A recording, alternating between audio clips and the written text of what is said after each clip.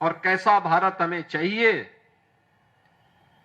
भारत के अंदर की उन सभी रियासतों को जिनकी संख्या देश के अंदर उस समय 567 थी, इन 567 रियासतों को भारत गणराज्य का हिस्सा बना करके वर्तमान भारत का जो स्वरूप है, अगर सही मायने में कहें तो इस वर्तमान स्वरूप के शिल्पी के रूप में यह भारत सदैव लौह पुरुष सरदार वल्लभ भाई पटेल का स्मरण करेगा।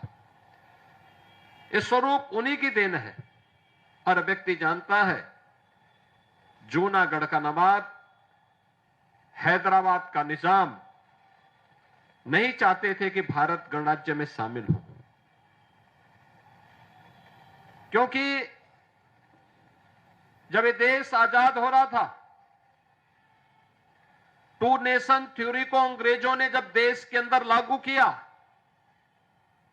तो ब्रिटिश हुकूमत ने उस समय देशी रियासतों को इस बात की स्वतंत्रता दी कि वे भारत गणराज्य में शामिल होना चाहें या पाकिस्तान में या अपना स्वतंत्र अस्तित्व बनाए रखना चाहें, यह उनको स्वतंत्रता दी गई थी। भारत की सभी देशी रियासत भारत गणराज्य का हिस्सा बनने के लिए जितने भी हिंदू रियासतें थीं, उन्होंने भारत गणराज्य का हिस्सा बनने में सहमति व्यक्त की। जूनागढ़ का नवाब और हैदराबाद का निजाम मना कर दिया। जम्मू कश्मीर रियासत को कहां शामिल किया जाए, वह असमंजस की स्थिति में थे। तो पंडित जवाहरलाल नेहरू ने उसे अपने हाथों में लिया कि मैं इसके बारे में आगे पहल करूंगा।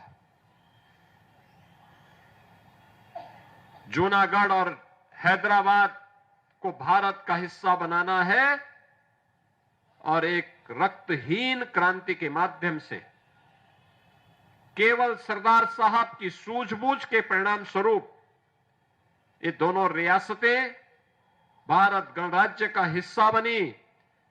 जूनागढ़ के नवाब को और हैदराबाद के निजाम को देश छोड़ करके भागना पड़ा।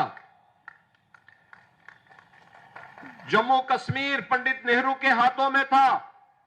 उन्होंने जम्मू कश्मीर को इतना विवादित करने का काम किया कि वह भारत को लगातार आजादी के बाद डसता रहा। उग्रवाद,